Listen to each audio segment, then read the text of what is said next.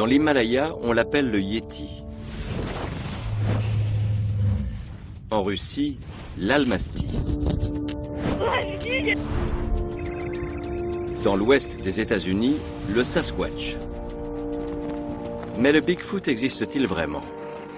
Cette fois, pas question de traquer la bête. Il est temps d'apporter des réponses. Ceux qui croient dur comme fer à l'existence de Bigfoot disent avoir des preuves. Le problème, c'est qu'aucune n'a jamais été vérifiée. Mais la science peut-elle vraiment départager la réalité et la fiction? Un grand professeur de génétique de l'université d'Oxford est bien décidé à le découvrir. Et je vais l'aider. Ce généticien s'appelle Brian Sykes et il est à l'origine d'un projet unique: analyser des poils de Bigfoot du monde entier. On va pouvoir identifier l'espèce correspondante à chaque échantillon. S'il y a quelque chose à trouver, on trouvera. Je vais suivre la piste du Sasquatch dans l'Ouest américain et tenter d'élucider le mystère de l'Almasty en Russie. Mais pour l'instant, je pars explorer le territoire du Yéti, l'Himalaya. Là où un célèbre alpiniste a fait une rencontre glaçante. Cette énorme créature allait me tuer ou me manger. Je vais monter jusqu'au camp de base de l'Everest, où une photo historique a été prise. Les Sherpas savaient exactement ce que c'était. Des empreintes de Yéti. D'une mystérieuse dépouille cachée pendant 30 ans au Yéti tué par des nazis à la fin des années 30, notre enquête sera riche en rebondissements. C'est une découverte cruciale. C'est peut-être le fondement biologique de la légende du Yéti. La génétique va-t-elle permettre de découvrir la réalité? L'heure de vérité a sonné pour le Yéti.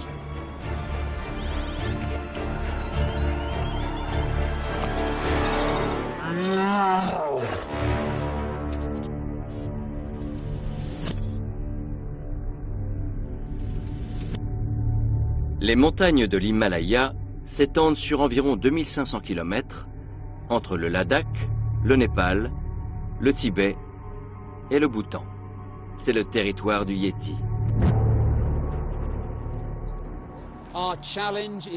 Notre mission est d'analyser les théories qui alimentent la légende du Yéti. Est-ce un ours? Une sorte de singe géant? Pourrait-il s'agir d'un ancien hominidé? D'un membre de l'espèce humaine comme l'homme de Néandertal, qu'on croyait éteint depuis longtemps? Ou s'agit-il d'un canulas? De l'homme sauvage, selon un diplomate britannique en 1832, à l'abominable homme des neiges, d'après un journaliste en 1921, en passant par une surprenante photographie en 1951, la description du Yéti varie. Il marche sur ses pattes arrière, comme un homme ou un singe. Il est grand, entre 1,50 m et 2,75 m, massif, de 180 à 400 kg, velu, de rouge-brun à beige, à presque blanc. Ces apparitions sont rares et les preuves quasi inexistantes. Mais un scientifique de renommée internationale a décidé d'élucider le mystère une bonne fois pour toutes.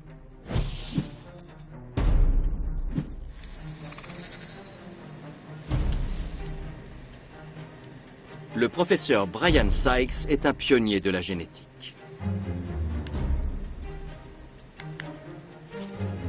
Il est le premier à avoir prélevé de l'ADN sur des ossements humains très anciens.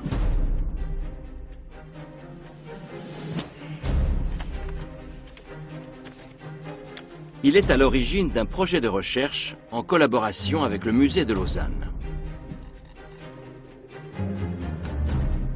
Son objectif, analyser des poils de Yéti venant de tout l'Himalaya.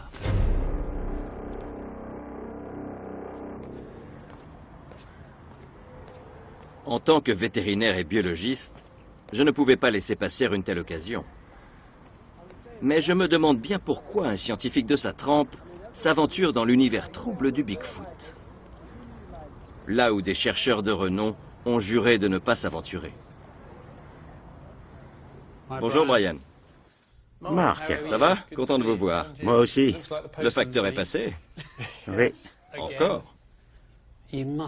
Vous avez forcément pensé à tous les spécialistes dont la réputation a été anéantie quand ils se sont intéressés à l'univers obscur du Bigfoot. Oui. Ça ne vous fiche pas la trouille? Non. Je le fais par curiosité. Je veux trouver la réponse et ça devrait être la base de toute recherche scientifique. Je suis un peu, disons, irrité par les cryptozoologues qui se plaignent d'avoir été rejetés par leurs confrères. Personne n'accepte ou ne rejette. On veut découvrir des choses en s'appuyant sur des preuves. Présentez-moi des preuves et je les étudierai.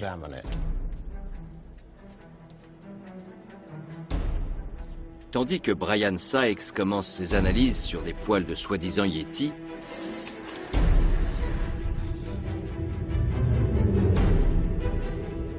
je me rends à 8000 km de là, au Népal, au pied de la plus haute chaîne montagneuse du globe, l'Himalaya.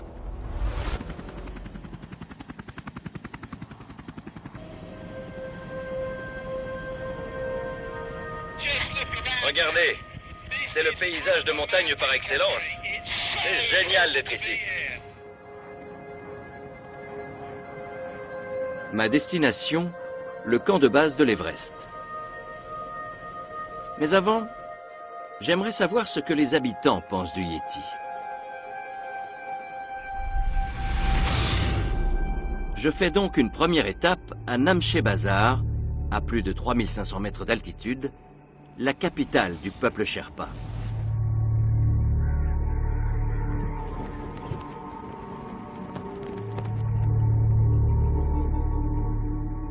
Les Sherpas vivent dans ces montagnes depuis plus de 500 ans et leur organisme s'est adapté à l'altitude. Le Yeti fait partie de leur quotidien. Comme en témoigne un habitant de la ville, Shona Isha. Il dit avoir été témoin d'une attaque de Yeti tout près d'ici, il y a 50 ans. Je devais avoir 16 ou 17 ans. Et on était là-haut en train de faire paître des opioques. C'est un croisement entre le yak et la vache? Oui. Un soir, on a entendu un gros bruit et un sifflement très fort. On avait très peur que le Yeti nous tue. Vous étiez dans une tente? Une grotte. Une grotte? Dans la paroi? Au petit matin, qu'avez-vous découvert? 2 opioques avaient été tués par le Yeti et dévorés. Avec les os? Il n'y avait plus d'os, ni de chair. Tout ce qui restait, c'était des excréments et des boyaux. Tout le reste avait disparu. Tout? Tout. Décrivez-moi à quoi ressemble le Yeti. À un homme. Il marche sur 2 pattes? Oui, comme les hommes. Il a des poils marron foncé, mais le visage est blanc. Malgré la violence de son expérience, le Sherpa n'a pas de rancœur envers cet animal qui a tué 2 de ses bêtes. Le Yeti est une créature de Dieu. Dieu contrôle le Yeti, les hommes, la maladie.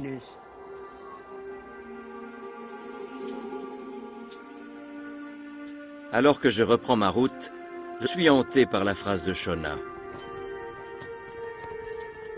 Le Yeti est une créature de Dieu.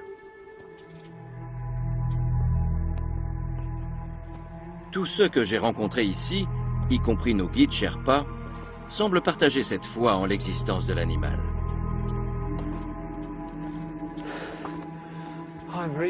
Je suis assez sportif et pourtant, je suis épuisé. L'oxygène est très rare, déjà à 3700 mètres.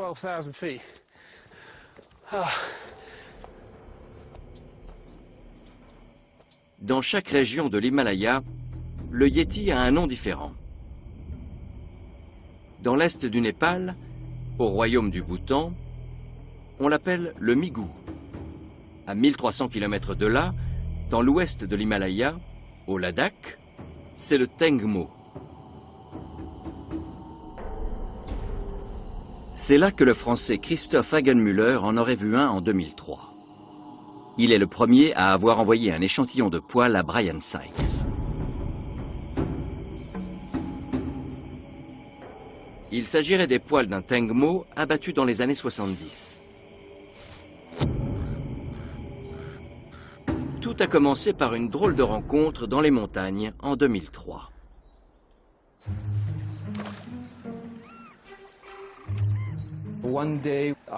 Un jour, j'ai croisé un homme assis à côté de son cheval. Je lui ai demandé si tout allait bien. Il m'a répondu qu'il était tombé de cheval et qu'il ne pouvait plus rentrer chez lui. Je l'ai aidé à remonter en selle. On est repartis ensemble jusqu'à sa maison. Il m'a invité à rester un jour ou deux et on a discuté. Quand je lui ai dit que je cherchais des léopards des neiges et des animaux de ce genre, il m'a dit qu'il avait encore mieux pour moi.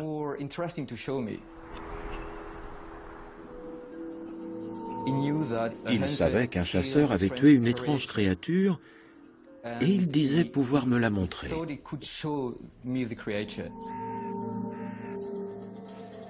À condition que je ne révèle jamais l'endroit où était caché l'animal. On a marché pendant 4 jours. Sincèrement, je ne sais même pas si je retrouverai le village. On campait là-bas, et un matin, il est venu me chercher pour aller voir le chasseur qui avait tué l'animal. La bête avait été abattue 30 ans avant. Elle était empaillée. La première chose qui m'est venue à l'esprit, c'est que c'était un croisement entre un loup et un ours. L'animal était de taille moyenne, comme un petit homme. Il avait de grands poils. Il était de couleur marron et avait une large gueule avec de grandes dents. Pour lui, c'était un Tengmo, point final. Je lui ai dit, c'est sûrement un ours. Il m'a répondu, ce n'est pas un ours. Je ne peux pas me tromper, je suis chasseur. J'ai déjà tué 10 ou 15 ours et je suis sûr que ce n'en est pas un. Je lui ai demandé si je pouvais prendre un morceau de fourrure. Il a hésité un instant avant d'accepter. Et j'ai rapporté ses poils en Europe.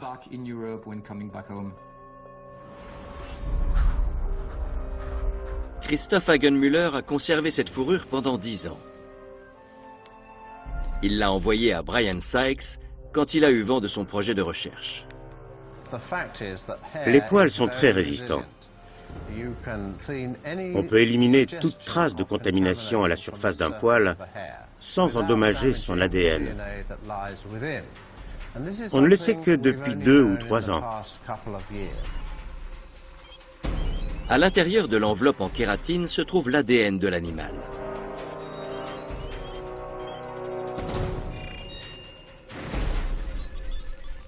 Cette mystérieuse créature va bientôt dévoiler sa véritable identité. Un loup, un ours, ou peut-être l'explication de la légende du Yéti.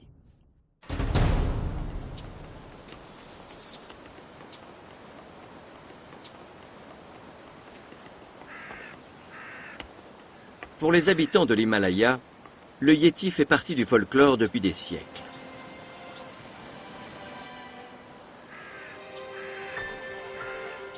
Mais pour nous autres occidentaux, la source de cette obsession peut être datée avec précision.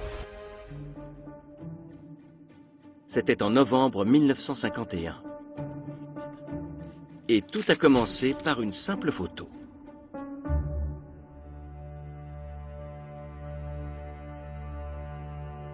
L'auteur de cette photo s'appelle Eric Shipton. c'est un alpiniste britannique. Cette année-là, cet habitué de l'Himalaya organise une expédition.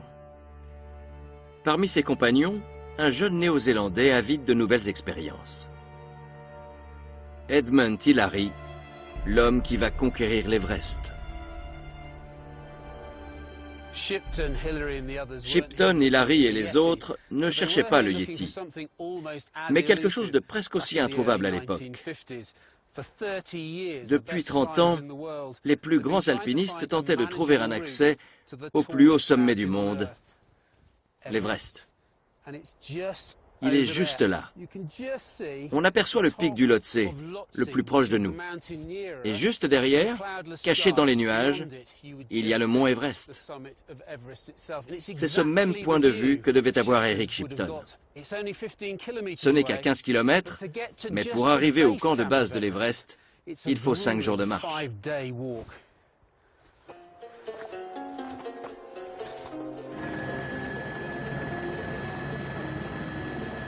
Je suis un peu paresseux, alors j'ai décidé de prendre un raccourci. Avant de m'envoler, je dois apprendre à me servir des masques à oxygène en cas d'urgence. Nous pourrions en avoir besoin. À 5500 mètres d'altitude, respirer normalement devient très difficile. Comment ça marche? Mon équipe et moi ne sommes pas acclimatés à l'altitude. Pour ne pas tomber malade, nous ne devons pas rester plus de quelques heures au camp de base. Naturellement, Eric Shipton et ses compagnons font cette ascension à pied. Ainsi, leur corps s'habitue progressivement au manque d'oxygène.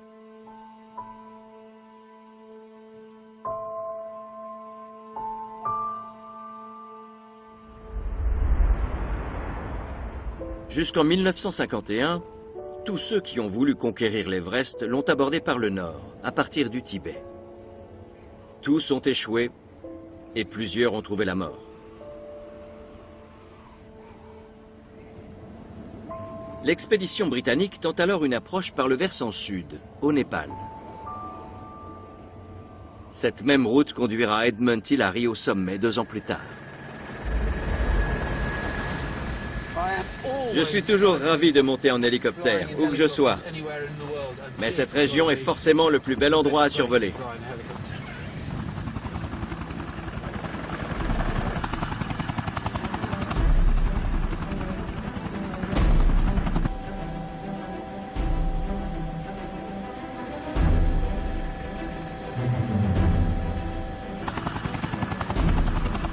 Le camp de base n'existait pas en 1951.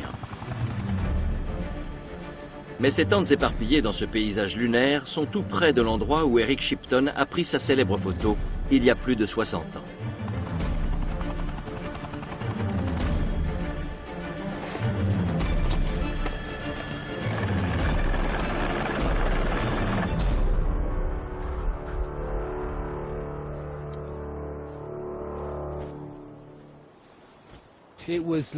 C'était la fin d'après-midi, le 8 novembre 1951.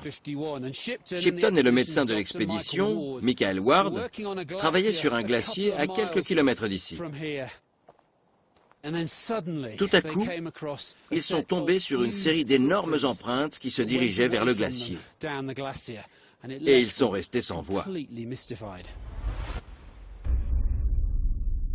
Les traces mesurent 30 cm de long et 13 cm de large.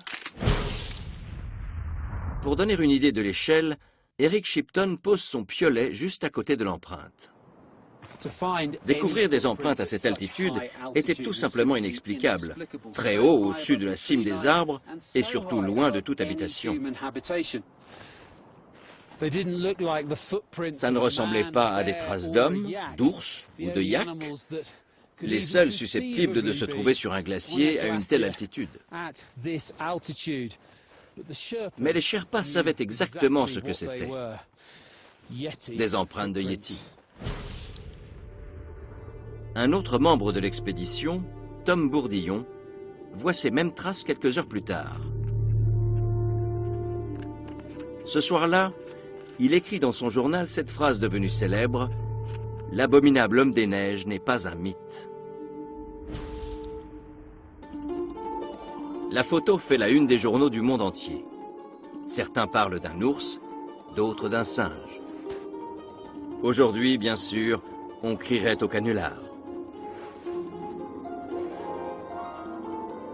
Mais dans les années 50, les gentlemen aventuriers comme Eric Shipton sont au-dessus de tout soupçon.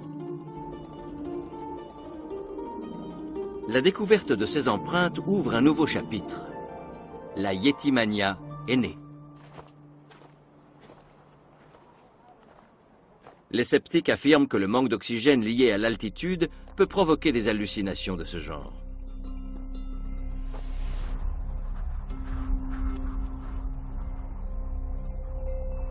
Je vais bientôt découvrir que ce n'est pas là son seul effet. Ici, le ciel est relativement dégagé. Mais plus bas, le brouillard est épais et l'hélicoptère ne peut pas venir nous chercher. C'est trop dangereux de rester ici cette nuit, car on n'est pas accoutumé à l'altitude. Donc on doit redescendre le plus possible. Théoriquement, on a le choix entre marcher 7 heures depuis le camp de base jusqu'à une zone accessible pour l'hélico, ou trouver un endroit où passer la nuit. Mais comme il n'y a plus de soleil et qu'il fait froid, il faut bouger.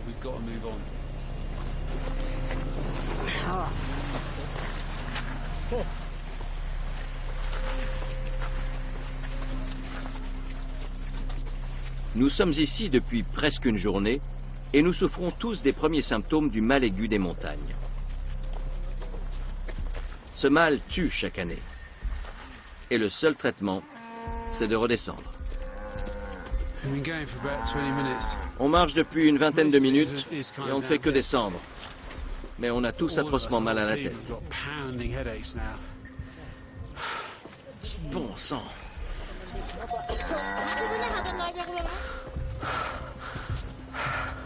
Ces maux de tête sont provoqués par une mauvaise oxygénation du cerveau.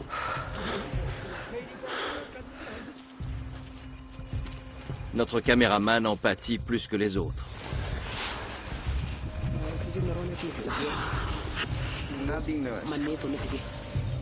Je suis scientifique et je sais que nous pouvons perdre connaissance à tout moment.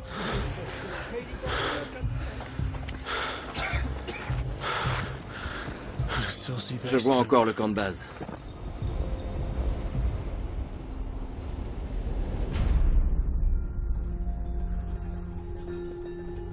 Le généticien Brian Sykes est aussi en expédition. Mais dans une région plus hospitalière, le Haut-Adige.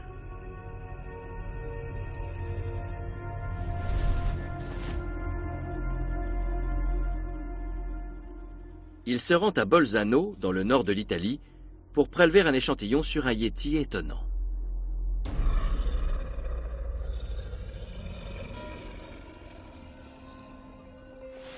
La créature a été abattue en altitude, près d'une grotte enneigée, dans les montagnes reculées de l'Himalaya tibétain en 1938. L'homme qui l'a tué est un scientifique allemand nommé Ernst Schäfer, alors à la tête d'une expédition placée sous l'égide des SS, l'opération Tibet.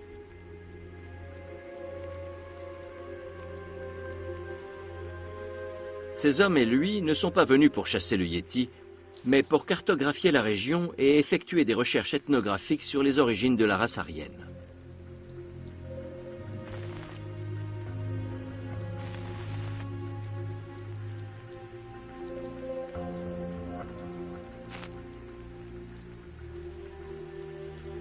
Ces images font froid dans le dos quand on sait que le scientifique en train de mouler ses visages sera condamné pour ses expériences à Auschwitz.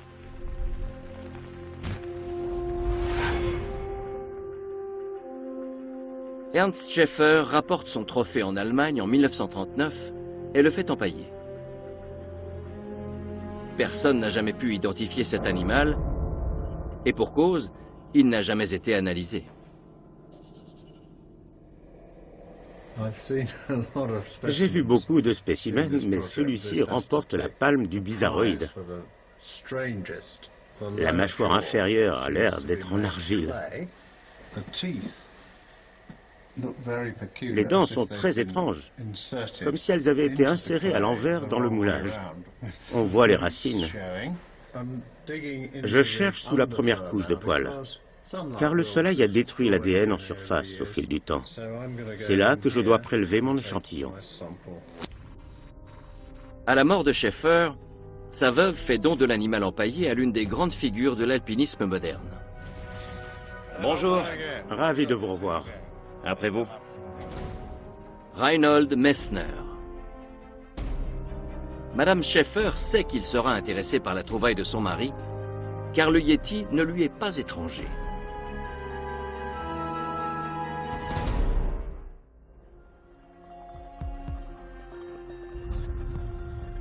On dit de lui que c'est le plus grand alpiniste de l'histoire. Il est le premier à avoir gravi l'Everest en solitaire sans oxygène.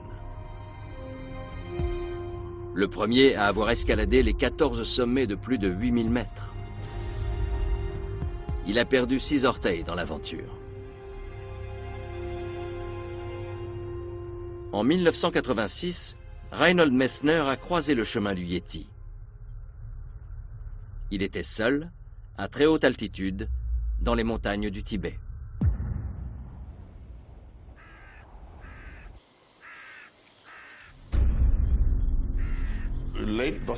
Il commençait à faire nuit. J'espérais trouver un petit village pour manger quelque chose, mais c'était désert. J'ai traversé un large torrent. J'ai fait très attention car je savais que si le courant m'emportait, c'était fini. Traverser des rivières est très difficile quand on a des orteils en moins.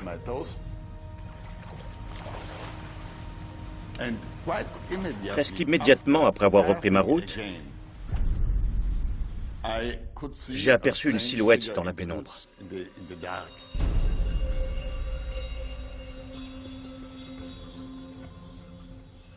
C'était une créature énorme, mais je ne voyais pas si c'était un animal ou un être humain. Je me suis demandé si j'avais vraiment vu quelque chose ou si c'était mon imagination. Quand j'ai trouvé des empreintes, j'ai su que c'était bien réel.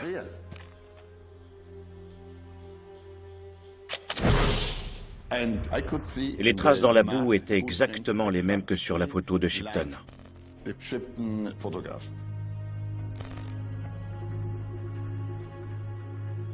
Reinhold Messner décide d'en avoir le cœur net.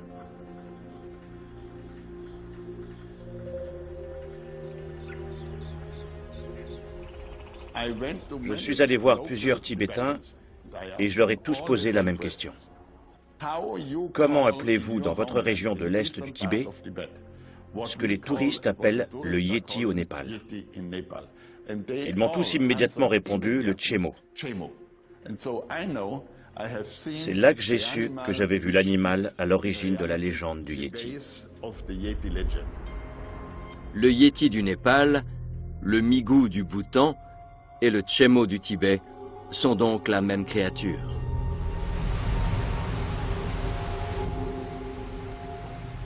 Des années de recherche vont finir par convaincre Messner qu'il s'agit en réalité d'un ours. Mais pas un ours comme les autres. Une espèce plus grande, plus puissante et adaptée à de très hautes altitudes.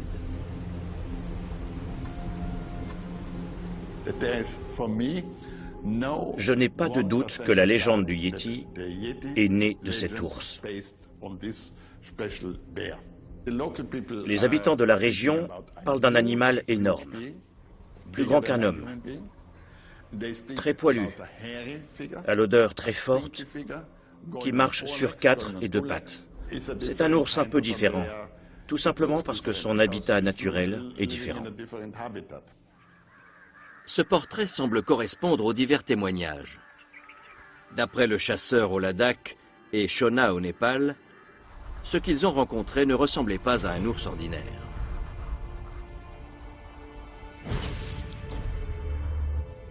Quant à la photo d'Eric Shipton, Reinhold Messner pense qu'il s'agit d'une double empreinte.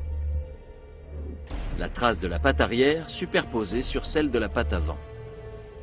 Cela expliquerait sa largeur et sa profondeur exceptionnelles.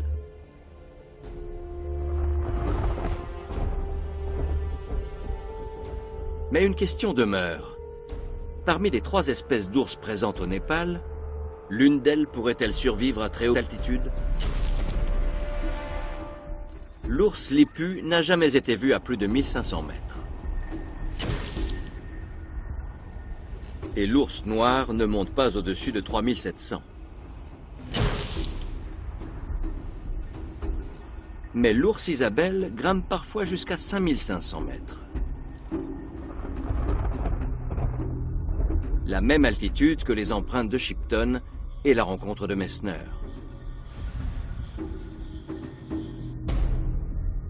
Pour Brian Sykes, cette histoire d'ours a un goût d'inachevé.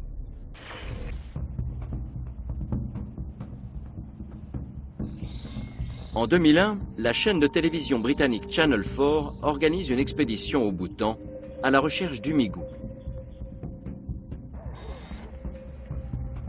Des échantillons de poils sont confiés à Brian Sykes pour analyse. Tous sont clairement identifiés comme appartenant à un ours. Tous, sauf un. Cet échantillon a été prélevé par le biologiste de l'expédition dans une région reculée du royaume du Bhoutan. L'un des chasseurs du roi l'a conduit jusqu'à un arbre creux, connu pour être la tanière du migou. C'est super. Excellent. À l'époque, Brian Sykes n'a pas pu identifier l'espèce.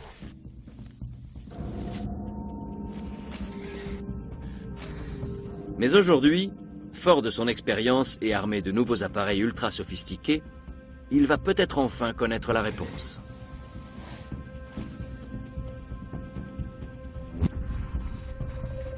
Il est désormais en possession de 3 échantillons qui couvrent toute la chaîne de l'Himalaya.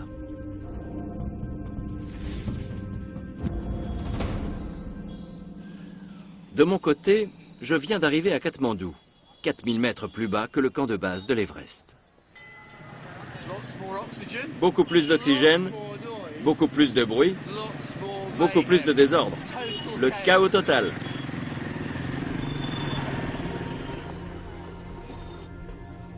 Quand Edmund Hillary a gravi l'Everest en 1953, il a initié une tradition. Tous ceux qui ont bravé l'Himalaya doivent signer sur une empreinte de Yéti en carton. On l'a bien mérité. Immortalisé, à côté des plus grands. C'est un voyage qu'on n'oubliera jamais.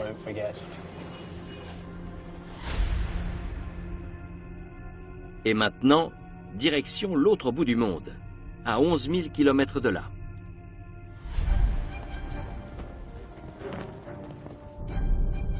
Je suis dans le Montana, dans l'ouest des États-Unis, pour vérifier la théorie de la double empreinte. J'ai rendez-vous avec un grizzly prénommé Brutus. Il pèse, tenez-vous bien, une demi-tonne. C'est un long voyage simplement pour voir un ours, mais il n'y a pas beaucoup de grizzlies à portée de main sur la planète.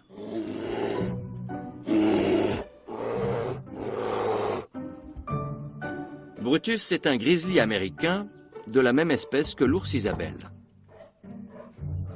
Il va me prêter ses pattes pour que je puisse reproduire l'empreinte d'Eric Shipton.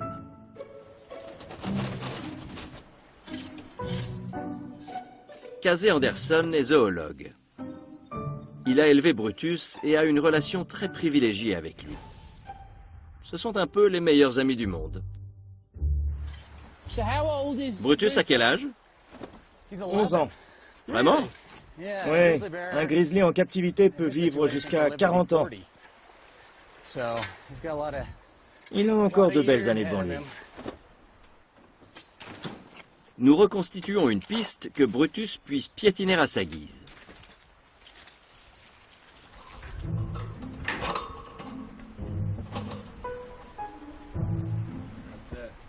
On dirait peut-être un gros nounours, mais j'ai parfaitement conscience que cet animal de 500 kilos pourrait nous tuer d'un simple coup de patte. Alors, ça donne quoi? Il n'appuie pas aussi fort que je le voudrais, mais ça a l'air de l'amuser. Deuxième tentative, croisons les doigts. Allez, Brutus. Vas-y. Bravo! Bien. Cette fois, c'est la bonne. Victoire. Je tiens ma double empreinte. C'est parfait. C'est exactement ça.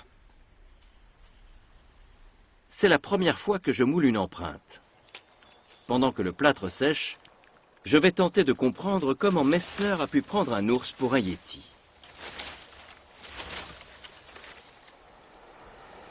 Regardez ce qu'il a fait avec cet arbre. Il est super impressionnant quand il se dresse sur ses pattes arrière. Très impressionnant. Messner a marché toute la journée, il commence à faire nuit, et tout à coup il voit cette bête sur deux pattes. Le cerveau pense tout de suite à quelque chose d'humain et pas à un ours. Ce n'est pas la première chose qui vient à l'esprit. Non, on ne s'attend pas à voir un animal debout. On pense tout de suite à autre chose. J'imagine très bien comment Messner a pu se convaincre à cet instant qu'il avait vu un Bigfoot. Il y avait très peu de lumière, et à travers les feuilles, on pouvait croire que c'était un yéti. Absolument. Alors, Tous les orteils, le coussinet, les griffes, ça rend vraiment bien. c'est pas mal. Une grosse patte pour une grosse bête. C'est pas mal du tout. C'est super. Si on voyait ça dans un musée, au milieu d'autres preuves de l'existence du yéti, on pourrait y croire. Totalement. La ressemblance est saisissante. J'ai l'impression de marcher dans les traces de Brutus, de Shipton, de Messner, du yéti. Et l'hypothèse d'un ours des montagnes semble se confirmer. Reste à savoir ce qu'en dit Brian Sykes. Ces analyses sont terminées et je meurs d'impatience de connaître les résultats. Il m'a prévenu que j'allais avoir une grosse surprise.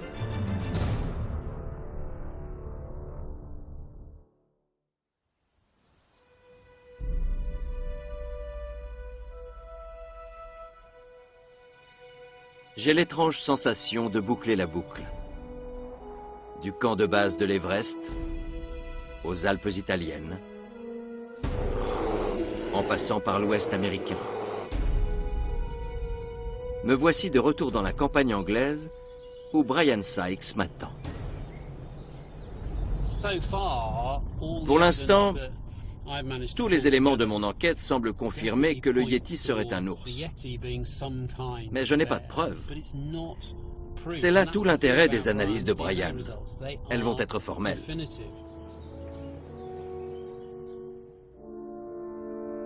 Nous avons rendez-vous parmi une extraordinaire collection d'animaux empaillés au musée d'histoire naturelle de Tring. Bonjour. Content de vous voir. La première nouvelle est décevante. La créature empaillée de Messner, le yéti nazi, n'a donné aucun résultat. L'ADN a probablement été détruit par les produits de taxidermie. La seconde nouvelle est surprenante. Les échantillons du Ladakh et du Bhoutan correspondent à la même espèce. Et pas tout à fait à celle que j'attendais. Vous allez me dire que c'est un ours brun? Non. Ce n'est ni un ours lipu, ni un ours noir, ni un ours brun. L'ADN correspond à la perfection à celui d'un ours blanc. Quoi? Ursus maritimus, un ours blanc, un ours blanc. Vous me faites marcher. Non, C'est vrai? J'imagine que vous avez tout revérifié. oui. Comme c'était étonnant, on a revérifié. Mais ce n'est pas aussi simple que ça. Il ne s'agit pas d'un ours blanc actuel, mais d'une espèce très ancienne. Les résultats correspondent à l'ADN prélevé sur la mâchoire d'un ours mort il y a au moins 40 000 ans. Les deux échantillons, l'un du Bhoutan, l'autre du Ladakh, à 1300 km de là, correspondent à l'ADN d'un ours blanc retrouvé à Svalbard en Norvège en 2004. Le profil génétique des ours est très complexe et les résultats de Brian Sykes ne sont pas faciles à interpréter. Est-ce que cela veut dire que le Yéti du Ladakh et du Bhoutan serait un ours blanc? C'est très peu probable. La description ne colle pas. Sans compter que dans l'Himalaya, un ours blanc ne trouverait pas de quoi se nourrir.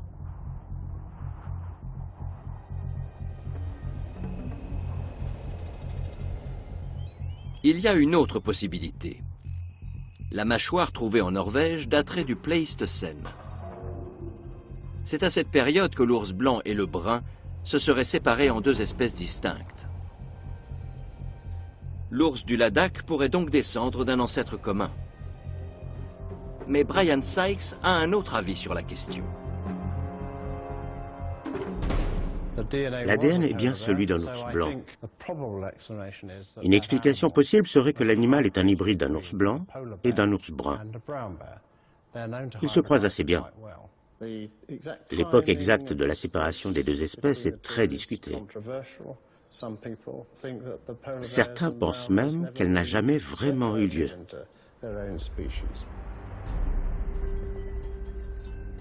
On sait qu'aujourd'hui, dans le Grand Nord, les deux espèces s'accouplent parfois là où leurs territoires se chevauchent.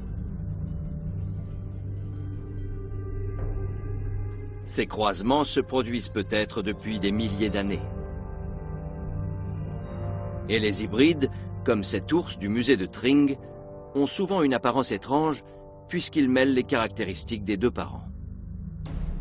Peut-être qu'à chaque fois que des gens ont vu un yéti, il s'agissait d'un ours hybride, parce qu'il ne se comporte pas comme un ours ordinaire. L'ours blanc est mangeur d'hommes. Cet hybride de l'Himalaya l'est peut-être aussi. Cela expliquerait sa réputation et la peur qu'il peut susciter. Je repense aux bêtes de Shona mortes dévorées, à la méfiance du chasseur au Ladakh et à l'animal qui a terrorisé Messner.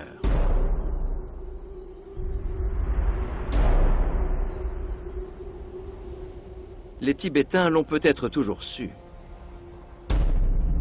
Dans une nouvelle traduction d'un manuscrit vieux de 300 ans, il est écrit « Le Yéti est une variété d'ours qui vit dans les régions montagneuses inhospitalières. »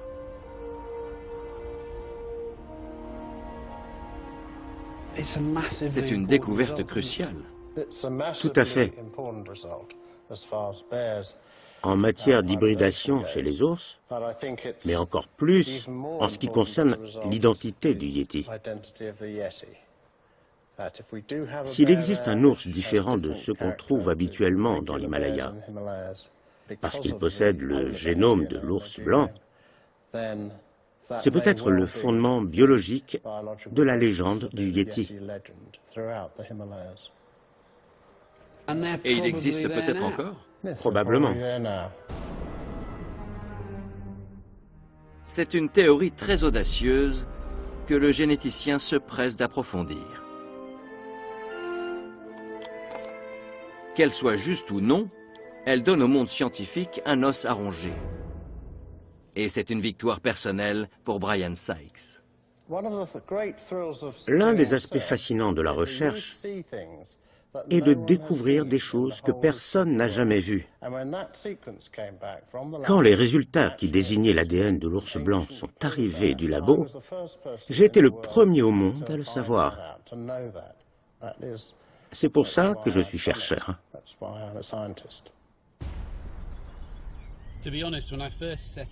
Sincèrement, quand je me suis lancé dans ce projet avec Brian, je craignais vraiment que ça tourne vite à la chasse au Yéti. Mais il a inversé la tendance. Il a fait une découverte scientifique fondamentale. Ce serait génial si Eric Shipton était encore de ce monde et de pouvoir partager ça avec lui. Car depuis sa photo il y a 60 ans et la naissance de la légende il y a des siècles, personne n'a réussi à fournir un début d'explication scientifique sur les origines biologiques du Yéti. C'est précisément ce que Brian vient de faire. Il reste modeste, mais on ne peut pas sous-estimer l'exploit que ça représente.